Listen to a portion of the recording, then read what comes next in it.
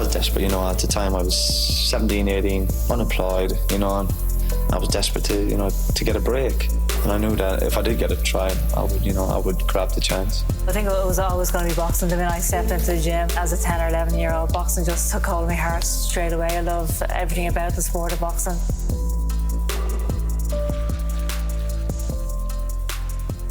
Hello, I'm Marie Crowe, and this is We Become Heroes, the RTE Sport podcast that explores how elite athletes and sports people reach the top of their game and the lessons that they learned along the way. Now, I'm delighted to say that my guest today is racing legend Charlie Swan. Charlie, thank you so much for coming on. First of all, how are you? How's life? What are you up to? Yeah, good. Thanks, Marie. I'm, I suppose, enjoying life. Keep working, but really enjoying it. We sort of buy and sell horses and ourselves, my wife and I, and my father-in-law and my brother-in-law. So my two brother-in-laws actually. So we're sort of into horses together. And then I buy some horses for JP McManus as well in France. So that sort of keeps me fairly busy.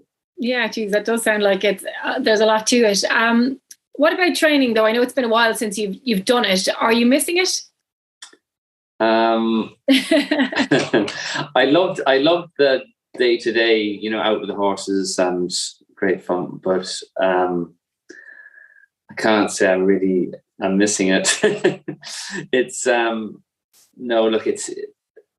really glad I did it, but it's a hard career, and you really, really need to have good horses and have good owners and good staff. And it's I suppose from being a jockey and I was lucky enough to be successful, you sort of, if you're not at the top of your game, you don't really feel as though you're fitting in, so I suppose that made it a little bit trickier. But at the same time, I had a great time and trained plenty of winners, but financially it wasn't really working out, so I had to change, unfortunately. Were you surprised that it was as challenging as it ended up being? I suppose in a way I was. I knew it was going to be challenging, but it was just the way, there was a big turnaround and, all the builders were in financial difficulties, and I had a lot of horses belonging to them at the time. So it was just, trying to get new people into the game. And actually, there's after been a good surge of new owners after coming into the game there recently. So time does change things. Just unfortunate at the time that, I had lost a lot of my owners, and I just thought it was the right thing to do at the time. Yeah, timing, unfortunately, is often everything in sport and in business. And what about riding? Do you miss that?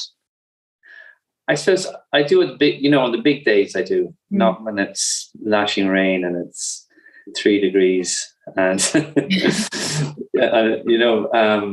you don't miss the falls, but you do miss the big days. I used to really enjoy the big days, Cheltenham and Liverpool, Galway, Aintree.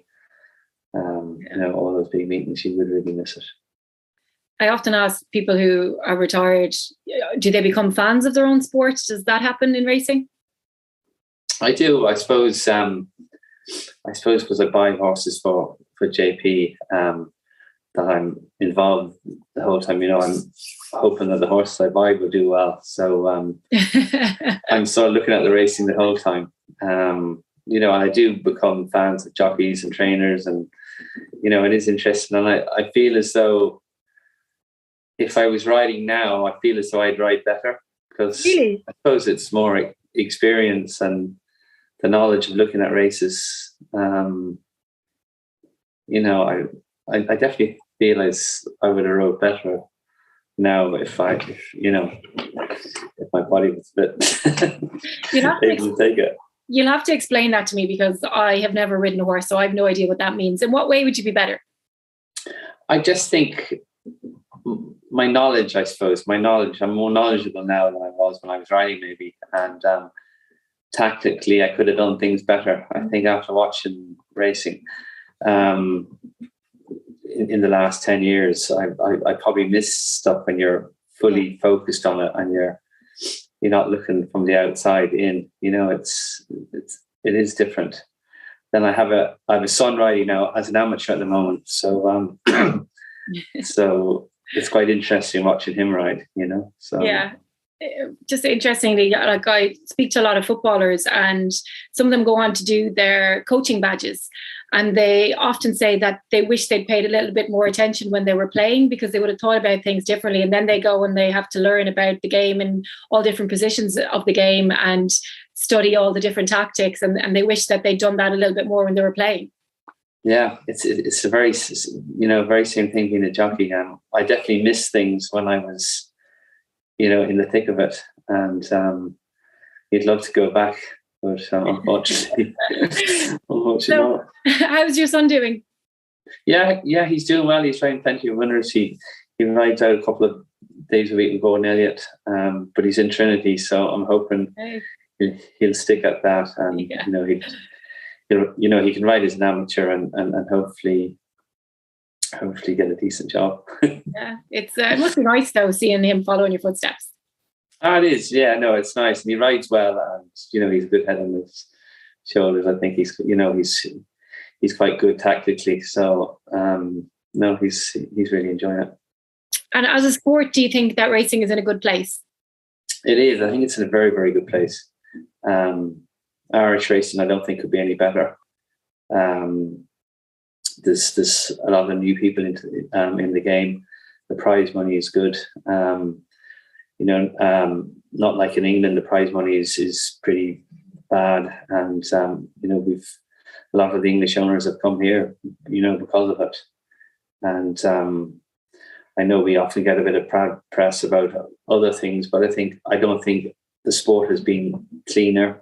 I think it's definitely on the up, and it's in a really good place. Do you feel that? Because you mentioned it there, that there has been a lot of press, and I guess it was Jim Bulger who mentioned that he feels there could be a Lance Armstrong moment within the sport. Paul Kimmage has written a bit as well in the Sunday Independent. So there has definitely been a sharp focus on the sport, but you seem quite confident that it's cleaner than ever. Oh no, I think it's definitely cleaner than ever.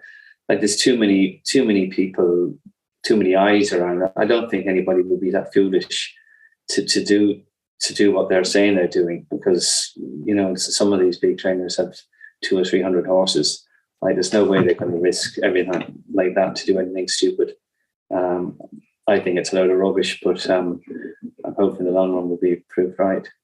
What about in your day then? Do you feel it was clean then? I do. I mean, I've never seen it. I've never heard of people do. I mean, you're always going to get something in every sport. You're going to get somebody that's going to try to cheat, but it's more like a soap opera. People are trying to say that the horses are getting dope and things like that, but I never came across it, and I think the game is as clean as it ever was, and if not cleaner, definitely. There are a lot more eyeballs on the sport for sure, and Rachel Blackmore probably gets a lot of credit for that.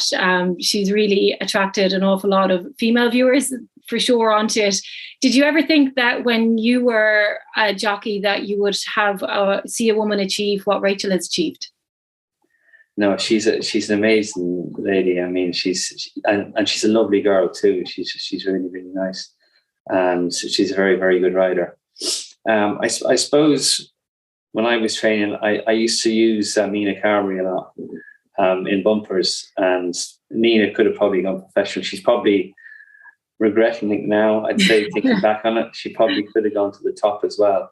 But she was herself and Katie Bond probably could have been professionals, no problem. But no, she's been remarkable. Rachel's been absolutely remarkable. Yeah, she really has. She's been a joy to watch, really. Let's get on to you then, because this is about you. Can you tell me about your very first memories of sport? Yeah, I suppose. I'm a big sports fan, and I've always been. I suppose I used to play rugby in school, so I was mad into rugby, and golf, Seve Ballesteros, and I suppose Eddie Macken was one of my first. I was sort of into the show jumping and things as well, and I used to read about look up to Eddie Macken. I thought he was a great rider, and Boomerang was alive at the time, whatever, when he was riding him. But the racing, even though my dad trained horses, I was probably racing every day. And I never really thought when I was younger that I was going to be a jockey or anything like that. I used to ride a bit of hunting, a bit of show jumping, a bit of hunter trials and things like that. But never really thought that I was going to go into racing. So what did you think you were going to go into? I don't know. I was I was in boarding school when I was 7. I was sent to boarding school when I was 7. So to get a good education, and I used to come home and ride out, in the holidays. And my dad, I suppose when I was about 12 or 13, there was a guy down the road that had some racing ponies, and so I went down there and I started riding them in pony races, and rode a few winners and sort of started getting quite into it, but still never thought I'd do it for a career. I sort of just thought I would like to do it. And then my dad had he had a yearling that we were breaking, and I was riding it the whole time. And then he said to me, "Would you like to ride him in a race?" So I kind of said, "Yeah, I'd love to," when I was doing pony racing and stuff. And so my first ride was 1983, March 1983, and the horse won. So of course it did. It was I don't know. It absolutely bolted, and I just had to steer it really. But that sort of gave me the bug really. But I still thought that I'd just do it for a bit of fun, but I didn't really think I was going to make a career out of it. I think I rode 3 winners my first year. I was still in school, and I was getting out anytime I could at weekends and the odd time during the week. But then my dad sort of said to me, "Would you like to give it a go?" This is when I was 16. So of course, when you're in school and you're not, I love school actually, but academically, I probably wasn't the world's best, but I still liked school. But just when I got the opportunity to, I suppose, to leave and ride in races, I sort of took it. So I said, "Yeah, I'd love to give it a go." So I sort of started from there. I went to a trainer called Kevin Prendergast, and I was actually told.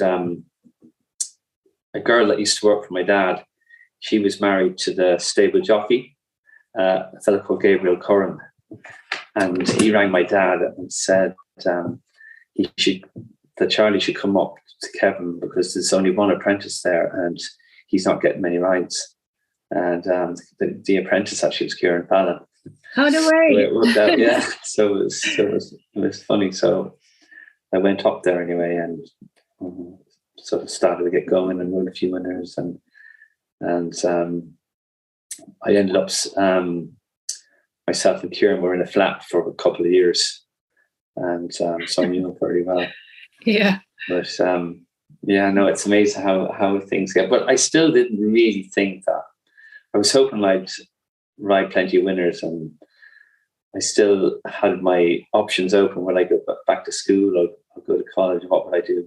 But things just snowballed really, and just being in the right place at the right time really. I broke my leg schooling one morning for Kevin Prendergast. I was schooling over hurdles, and when I came back, my weight had gone up, so I was going to be too heavy for the flat. So he said, "Would you like to go jumping?"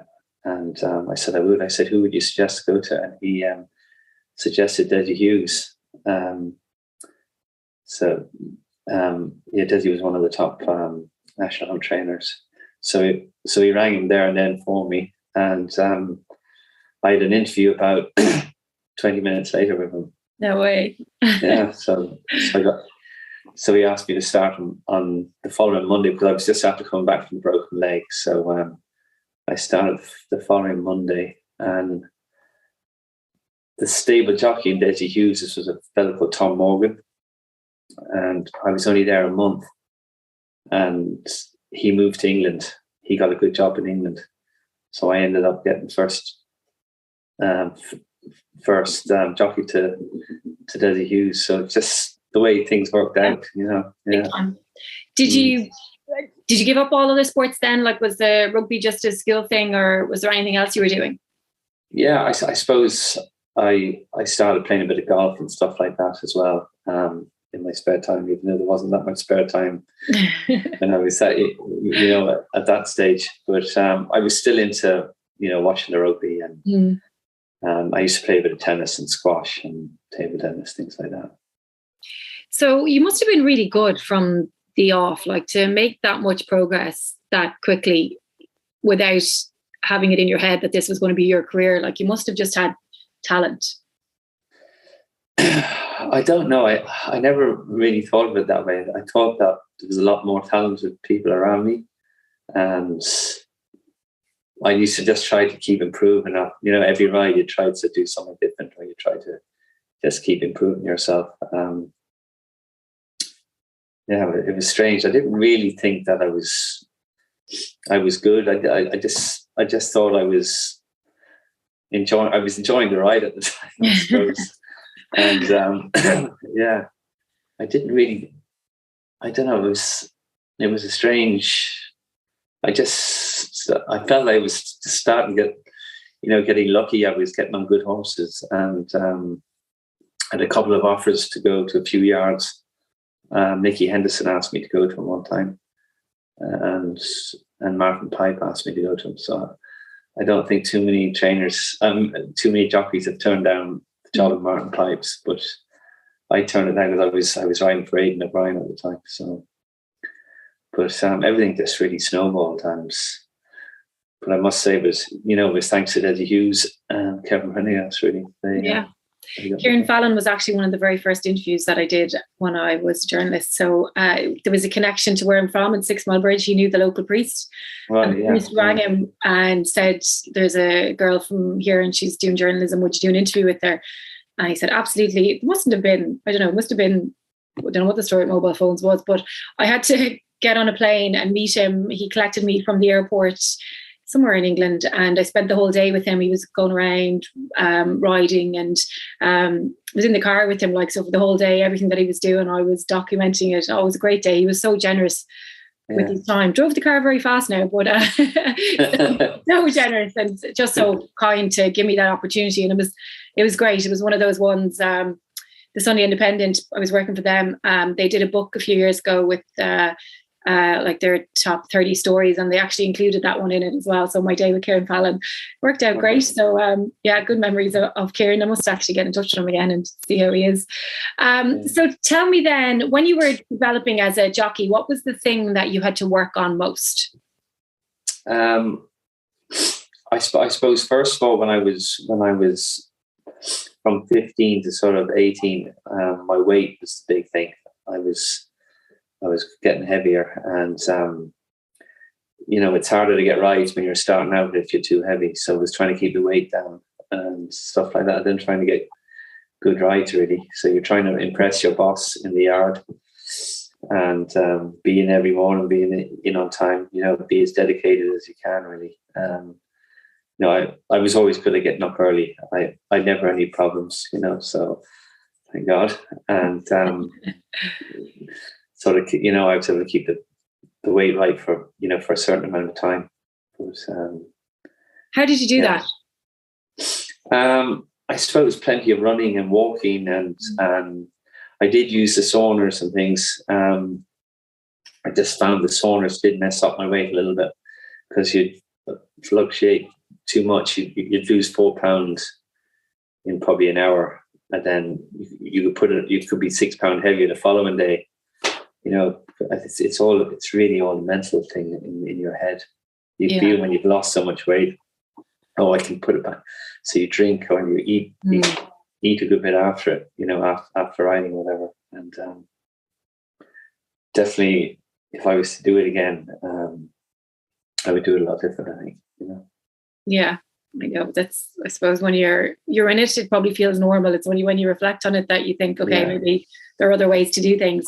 Was there a moment when you thought, okay, I can, I belong here, I can make it as a top class jockey? I suppose, I was starting to get good rides, and I think I was asked to go to Mouse Morris's, and I still rode out in Desi's. I was still riding horses in Desi's, and I was first jockey to Mouse as well. So I was trying to get on the best horse the whole time. So that's not an easy thing because both trainers want you, but you're trying to juggle them around a little bit. But it was only then that I started thinking, God, maybe I've a chance to be a champion jockey someday if things go right. But it was only really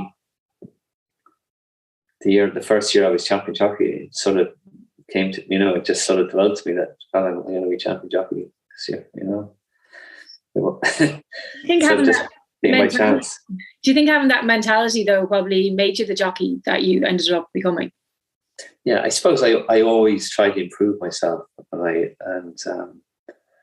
was pretty dedicated. I was pretty focused. I'd always look at videos of the good riders riding around me, and trying to copy them. Or you can't stop improving the whole time. Mm-hmm. Even now, I feel like I could ride better. From looking at Ruby and all those guys I've come past since. Yeah, I know what you mean. So what was the biggest setback then that you had to overcome? The biggest setback. Let me see. I suppose injuries really is one of the big things when you're a jump jockey. You do get injured, especially more in the summer than in the winter, because it's the ground and the speed. They go fast. When the ground is fast, the races are run at a faster gallop. So the faster you go, the more chances of getting a fall, and when you're jumping at speed and stuff. But what were you like when you were injured? I wasn't too. I was fairly lucky, really, because I was really mostly out during the summer. I was never injured much during the winter, so I never missed a ride on Istabraq. Like he ran, I think, 28 times, and I never missed a ride, which was very surprising. Usually, a jump jockey will miss, good horses. Somebody else might ride them because you're injured or you're suspended or whatever. But I never missed a ride on them because I very rarely got injured in the winter. I remember getting injured one winter. I broke my arm in Clonmel, and it was a really good horse that I wanted to ride. So I came back after 2 weeks after breaking my arm, and it was basically because I suppose I was greedy and hungry. I wanted to ride this horse, and so I was living on painkillers. But I remember when I went to my first race back, I had to get passed by the doctor. But whatever happened, they had on the cert that I broke my left arm, but I actually broke my right arm. So the doctor that was past me was feeling my left arm, and he was pulling it, and he said, "Yeah, that's very strong. That's very good. You got back very quick." I said, "If you had done it to my other arm, I'd say it would just snap in half." And so, you weren't going to correct him anyway. Yeah, but I had to live on painkillers for the whole season, and actually at the end of the season, I had to get an operation on my arm because the bone had just kept growing and growing and growing. So I had to get it sort of taken off. Well, the bit that had grown, taken off, and they put a plate over it or whatever. So that delayed me a little bit, but I did it in the summer, so I was only out for sort of a month, I think. I always find it fascinating how casual jockeys are about injuries. Like for anybody else, that would be horrific. Well, it's a case of having to do it. Otherwise, somebody else is going to get on that horse. And if he wins a big race, you know, that could have been you. So, and actually that horse, he was a horse called Eurobande. I ended up winning the Sun Alliance in Cheltenham, and he won the Martel Hurdle in Aintree. So it was worth it in the end. Well, I know where your priorities are anyway. So who had the biggest impact on your career? I suppose Deji Hughes, Kevin Prendergast, the first jockey in Kevin's, Gabriel Curran. He was a big impact on me, really. They all helped me so much, and Deji Hughes used to give me great tips. Like he used to just say, the winning and losing of a race is at the start, and it's quite right, really. If you get a bad start in a race, you've less chance of winning, really. So that really always, I think I would, when I was riding, I was always very good at the start. I was always out the gate, and then you can get a position wherever you wanted it after. So he was very good that way. And Gabriel Curran, talked to me a lot about pace and things. And Kevin was just brilliant. He was tough, but he was a really good guy. He was always on your side. So when you think of all the races that you ran, is there one that you think defines you, that when you were little and you were thinking, oh, maybe I could be a jockey, I'd like to be like this? Is there one that sticks out? I suppose I always wanted to ride in the Grand National, and I rode in the Grand National 9 times, but unfortunately I never won it, the English one. I won the Irish Grand National, so that was one of the big moments, I suppose. I suppose winning the third champion hurdle on Istabraq was probably the highlight, really, because not many horses have done that. And it was nice. It was nice to be one of the, I think it's only 3 or 4 horses have done it. So, but unfortunately the foot and mouth came in when he was going for his 4th, so that was pity. Yeah. What was it about the relationship you and Istabraq had that was so special? Well, I suppose because we used to win a lot. But it probably wouldn't have been that special, and he was such a good horse, anybody could have ridden him, really. Like I was just lucky to be in the right place at the right time. I mean, he was a great jumper. He stayed really well, and then he was trained by a brilliant trainer and owned by JP, which was so easy. It's so easy to ride for him because he just leaves it entirely up to you. And Aidan was, every stone was turned. He was just brilliant with him. He trained him so well. If there was any horse now currently running that you could ride, which one would it be? Wow, yeah. I suppose you wouldn't mind riding Constitution Hill, though. Yeah. Against Honeysuckle? Yeah, you'd love to ride Honeysuckle too. Yeah, there's some good horses out there. Galvin the Champ looks nice too. So yeah, it's there's a lot of good ones out there that you'd like to ride. So pick one. Pick one up. Yeah, let me see. I suppose Constitution Hill would probably be. He looks freakish. He looks very, very good horse. So what do you think was your greatest success? My greatest success. I don't know. It's hard to really say. I got great thrill out of all the big winners I rode.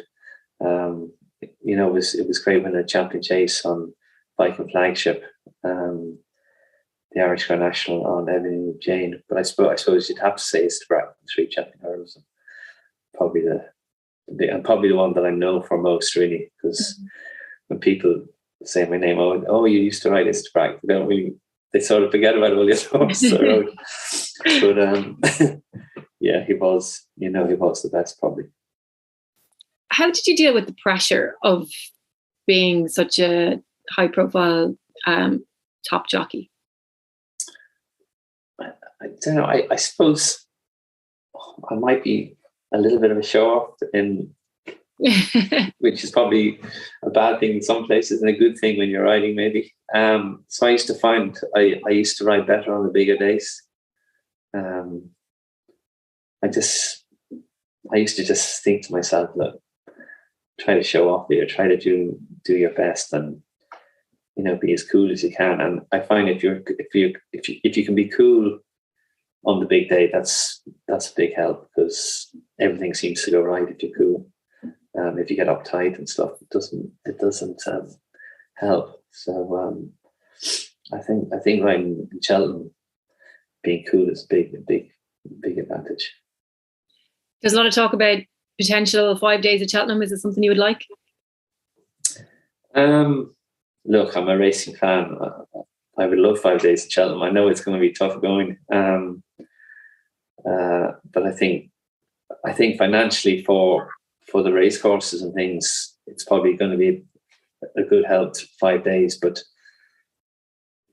4 days it seems a lot at the moment. 5 days is going to be unbelievable. Then we do have 7 days in Galway and 5 days in Punchestown, so we're pretty used to it in this country. Is there enough the quality at Cheltenham? Is there enough quality for Cheltenham to have a quality 5 days every day? Yeah, I think if they have 5 days, there'll only be 2 extra races, because they'll probably only have 6 races a day. So they only need to find 2 more races, and they took out a race last year. So they probably put that race back, and they only have to find 1 more race. So you won't dilute it too much, I don't think. And like the crowds, it was an unbelievable crowd this year. It was a different sort of a crowd on Gold Cup Day. It was strange. I've never heard them singing and stuff like they were singing. He was sort of chanting. It was a bit surreal, but it was, yeah, I think the more people that go racing, the bigger the sport's going to get. So what do you think will be your legacy? My legacy. What did I put down here? I suppose I'm trying to think of it. I rode 150 winners in Ireland in one season, and Ruby didn't beat it, so it might not be beaten for a while. I mean, you have to be riding for one of the top trainers to do that. Like it's going to be beaten, but it hasn't been beaten for a while. I don't know what year it was when I did it, but to ride 150 winners in Ireland, it's quite a job, because every day you go, you need to ride a winner most days you go racing. The days I didn't ride a winner, I was sick. Like, it's amazing. You get into this zone that you just want to ride winners, winner after winner after winner. And yeah, I was really lucky that season. I had a trouble-free. I don't think I was suspended, and I wasn't broke up. So it was great. And then the last day's racing, I was stuck on 149, and I would have been sick to be on 149. So Conor O'Dwyer had the favourite in the maiden hurdle, and I rang him up and I said, Conor, wouldn't be any chance of me riding it, and he said no problem. So yeah. So I have to thank Conor for that. So what's next for you then? What's next? I suppose I buy the French horses for JP in France, so ready to buy a Gold Cup winner from now. I suppose I bought 2 champion hurdle winners from, so hopefully we can buy a Gold Cup winner from. Yeah, it sounds like you're good at that as well. Well, no, you have to be a bit lucky too in life. Well, look, Charlie, thank you so much for coming on the podcast. You definitely have left your mark on Irish sporting history and will be talked about for a very long time to come, I'd say. I hope everyone who watched it enjoyed. Please like, subscribe and leave a review.